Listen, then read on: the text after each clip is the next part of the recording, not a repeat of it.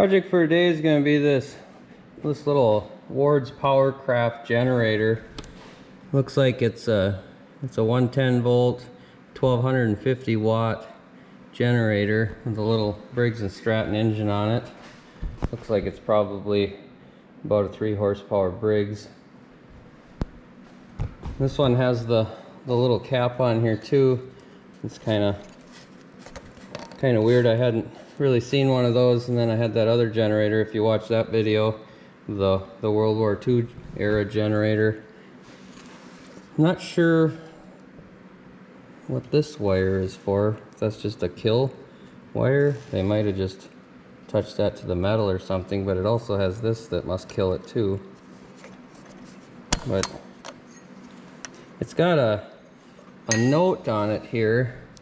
It says the oil they put in, and it says ran well in 1999, but not used very much, started easily, repaired the gas tank in 1996, recheck in summer of 2002 and changed plugs. So I'm guessing around 2002 is probably the last time this thing ran. Maybe a little bit more recent than that, I'm not sure, but I got this given to me by a customer. He just had it sitting in the garage for quite a few years. He said he didn't really know anything about it, so it looks like it's been stored inside and taken care of, so this might not be too bad to get running. Here's the repair on the gas tank. It looks like they put like a piece of aluminum over it and then must have glued it on there with something, which on the top it's not too big a deal. I was hoping it wasn't under here, but that looks okay. The tank looks clean. Oh yeah, that's really clean. So that is a good sign. I think this one, maybe I'll just put some gas in it. The throttle moves like it should. And choke. A lot of times that stuff gets stuck if it's been sitting a long time. So we might end up having to go through the carburetor, but I think we'll just throw some gas in it and see. The plug is loose, I'll have to tighten that. We'll throw some gas in it and see what happens. Since this plug is loose, I'll just pull the plug out of it. See what that looks like down in there. I gotta make sure I check the oil too.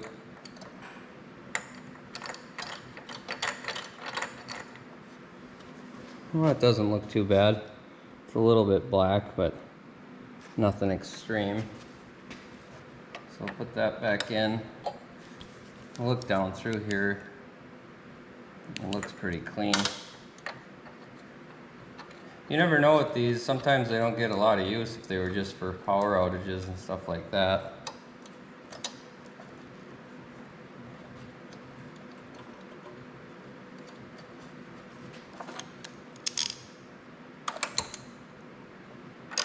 I'm guessing it's going to be a fairly loud generator. Is the only problem. If you actually wanted to use it, it would be pretty noisy.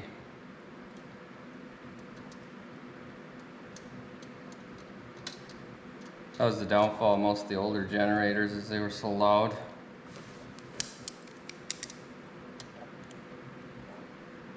I haven't looked at the engine model yet. I'll look that up and we'll figure out what year it is. Put all this back together.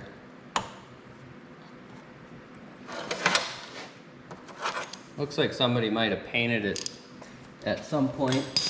The orange paint is kind of peeling off some spots. It looks like it's been either touched up or redone.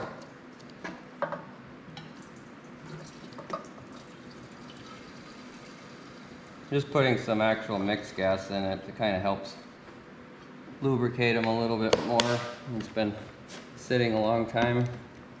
The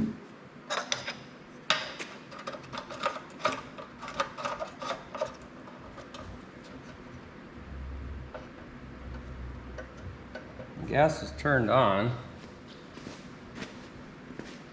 We'll give it a second so the gas can run down and fill the float bowl, and then we'll check the oil on it too.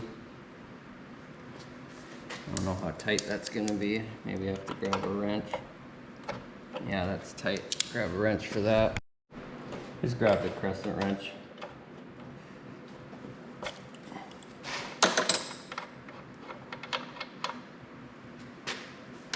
Looks like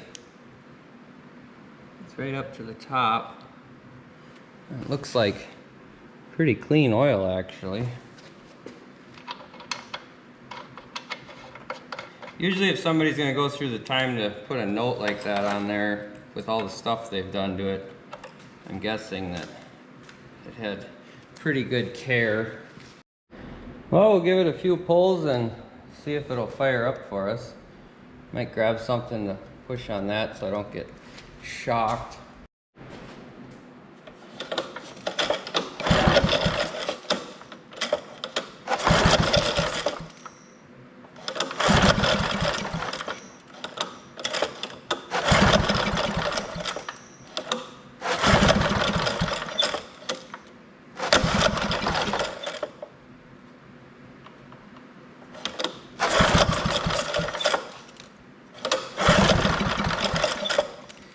Well, I don't think it's going to be that easy. We'll pull the plug and check for spark.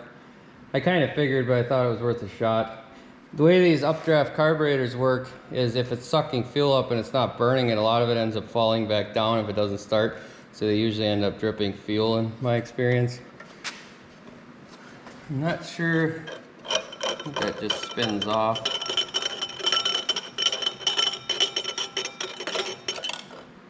This is an oil bath air cleaner, which actually looks really clean also.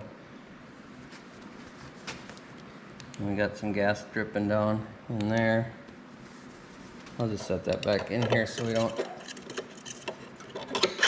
dump out that oil.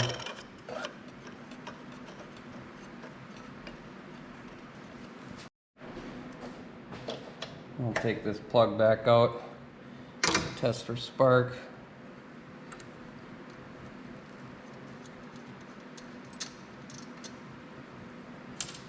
Drop that little cap down in there.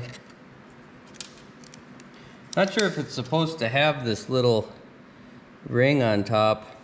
It just makes that contact faster, but you could just do that and it would still touch the plug.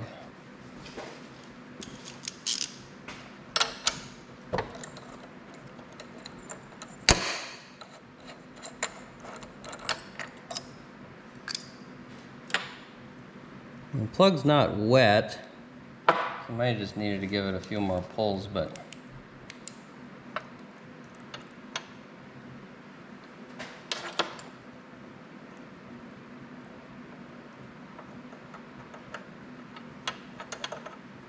that float could be stuck also, giving it too much fuel, but let's see if we can see spark. Oh yeah, it's got good spark. Alright, we'll put that back in. I guess we'll give it a couple more pulls. Alright, we'll leave the choke off, see what happens.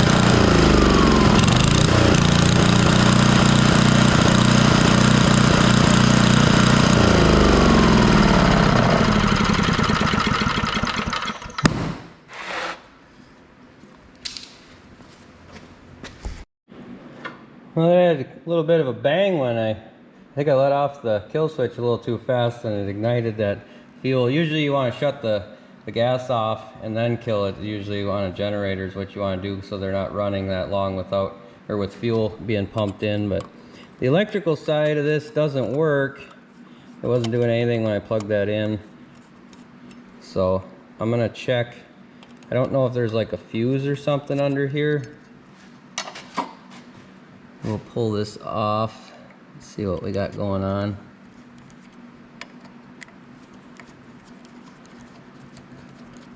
Even if the electrical side is junk, it's a cool old engine that would be good for like a mini bike or something. Depending on what the shaft is like. I don't know if this, a lot of the generators have a tapered shaft, crankshaft. But I have seen guys even retrofit those to make them fit a clutch or something, or a pulley. So this looks like it's just a regular plug-in there. And there's a little kind of circuit board thing. It's got brushes down in there. Oh, right there is a brush that rubs down there on the armature. I'm not too much for knowing about electric motors and generators, the electrical side anyway, but I could see that there's plenty of brush left there. A lot of times you'll see where the brush is pretty much gone. So I don't know if I can. So this part, the slot here, it's up to about here, and the brush goes all the way down to the bottom, and there's a spring in there that keeps tension on it. So if the brush was way down at the bottom and that's all that was left and the spring was pushing on that, you probably would need new brushes, would be the problem. But this one, that part looks pretty good. So I'm not really sure what we have going on here. And here you can see that big armature and all the magnets and stuff. Well, I'll do some more fiddling around with it, test some of the electrical stuff and see what we got going on here. So I'm gonna fire it up again and test voltage to see if we're getting anything out of there. I did a little bit of research on it and it said some of these you have to, if they've been sitting a long time, you have to take 12 volts and put 12 volts to the brushes to charge it, kind of, I guess. And then once they get charged up, then it should work. It's something to do with the magnetism. But we'll try firing up again, see if we're getting any voltage at all out of it.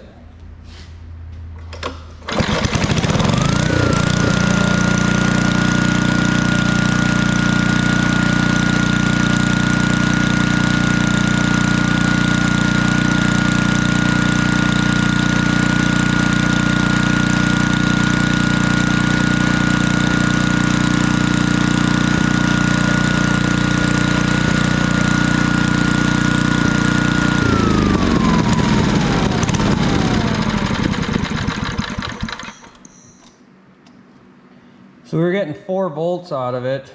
So I'm thinking I'm gonna have to try doing that. I'll try to rig up a couple of leads that go in there off my jumper pack or something, and we'll see if we can shock it with 12 volts and see if that'll make any difference. Well, so I've got my jumper pack hooked up. I gotta try to be steady about this and not touch anything else.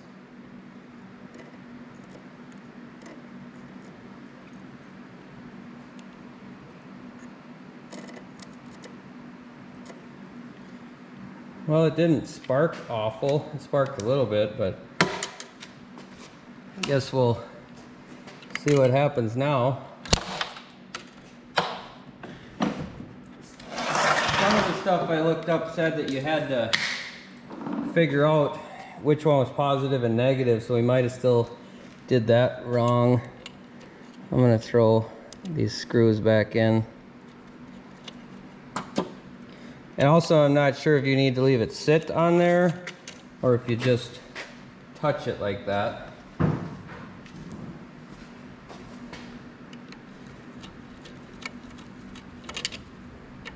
I just figured we'd put this back in, the less exposed wires, the better. But from what I saw online, there was a guy saying that he only had 2 volts coming out and this did fix his problem. He did say he used a, I think it was an 18 volt cordless drill battery. So that'd be a little bit more voltage. I don't know if that would matter. My jumper pack will do 24 volts, but. So we'll stick these back in here.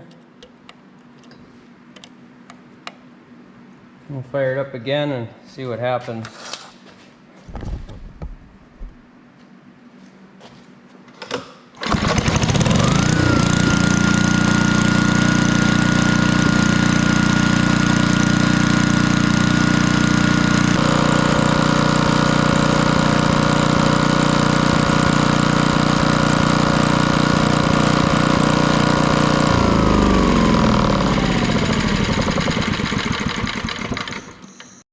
So that did increase the voltage. We were getting like 4.3 and now we're getting 4.8. I don't know if that's a coincidence or if it actually helped. I'm thinking I just need to do it longer, just leave the 12 volts on there for a while. I just didn't want to be wrecking anything if I didn't really know what I was doing here. So I'll try it again. I'll leave it on there longer and then we'll see what happens. So I did it one more time. We'll see what we get for voltage now. I left it on there for about 20 seconds. I don't know if that will make a difference. Another thing I'm wondering is if you have to do it while it's running, but that might be a little more difficult to get in there. I might have to just get it hooked up and then turn the jumper pack on while it's running. Well, we'll see if this did anything.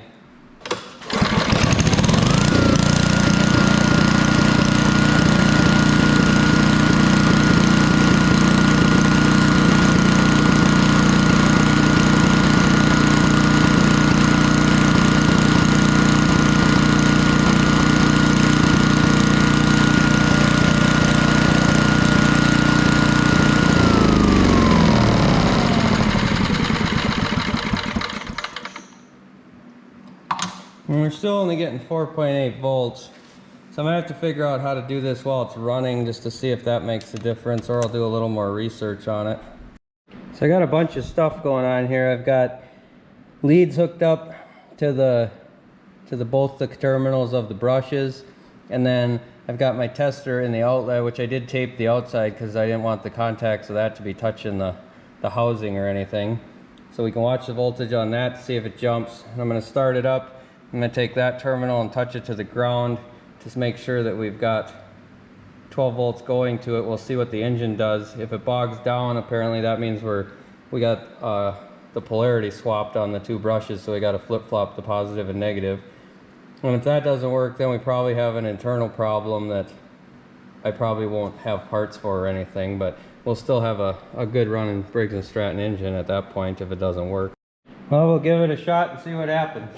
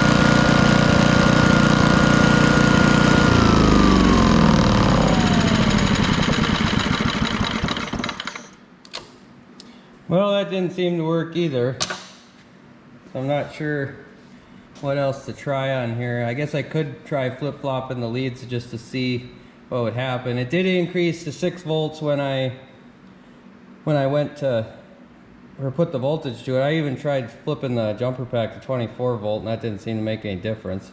So it just went up to 6 volts and stopped. So I'm guessing there's some kind of regulator or something in there that's probably bad.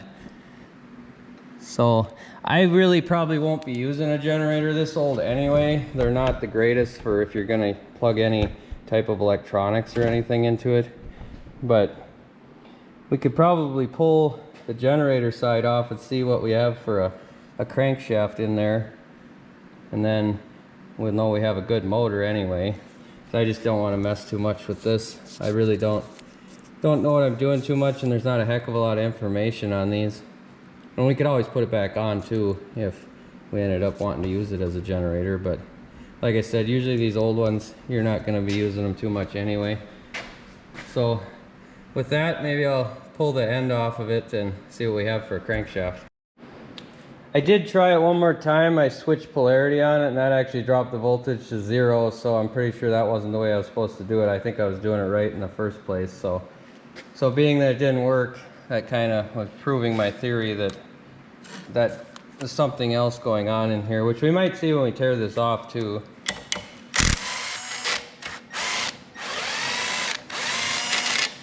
I don't know if there's a nut behind those or what.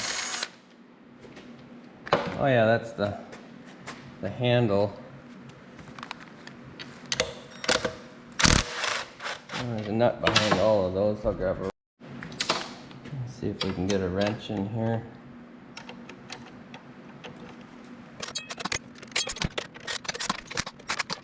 I'll take that off, I guess. I think this is holding up the back side because the motor doesn't have a shim under there, so I'll grab something to... Well, actually, I might just shove this under there for now.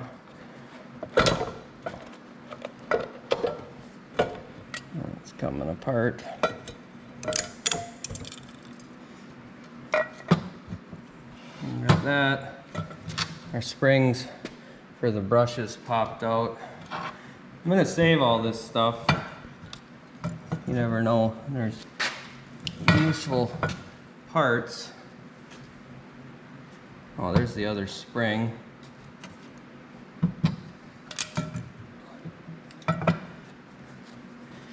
This all looks okay.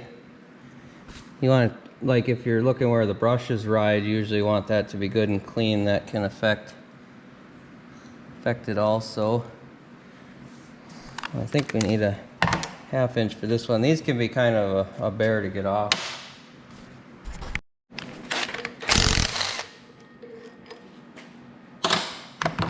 I'm pretty sure that goes all the way to the crank.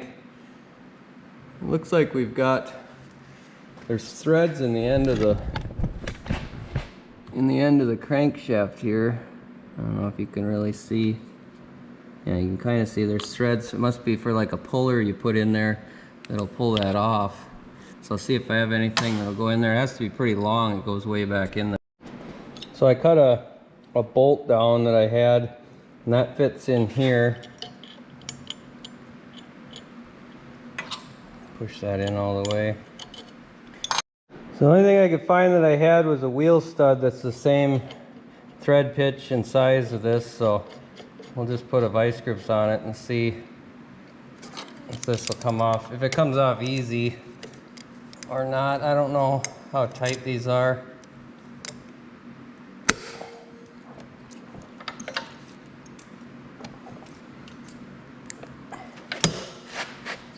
To get something to hold this with, probably. There, it came off. Yeah, it is a tapered shaft. I was kind of hoping it wasn't, but we'll probably still end up doing something with it. We'll continue taking this apart.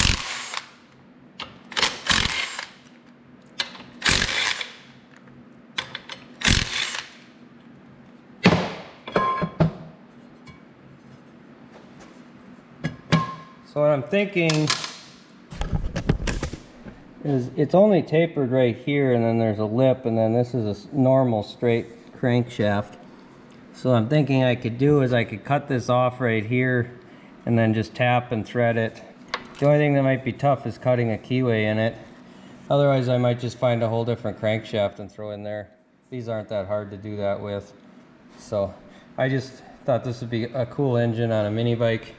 So it'll be one that I'll put on the shelf and save for something like that. Probably I could get rid of this gas tank and then just have a fuel tank up top like a regular motorcycle, almost like. So that's probably what I'll end up doing with this. I'll put it on the shelf till I find a use for it. It will put I'm gonna put some shims under these bolts here, and then we'll be able to run it with it on the stand here. We'll fire it up one last time here. I'll probably leave it on the board for storage purposes, and then once we get a use for it, we'll tear it off and deal with that crankshaft and stuff.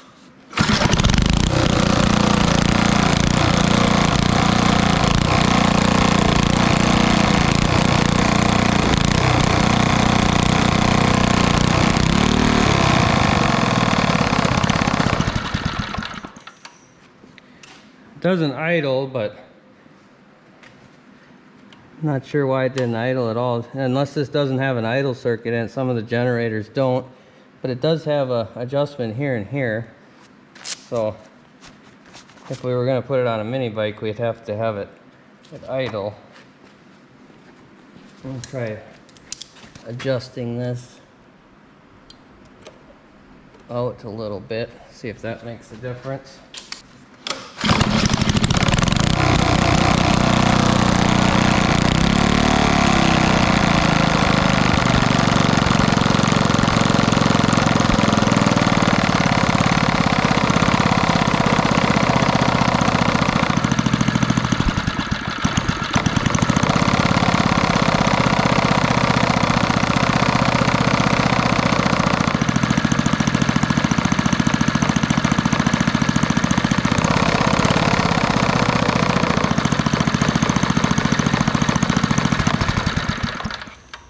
There we go. Just needed a little bit of adjustment, because otherwise the generator will never idle, so you don't have to really worry about that circuit on these ones. Some of the newer ones, it needs both circuits to be able to run it full throttle. So, but that's going to do it for this one.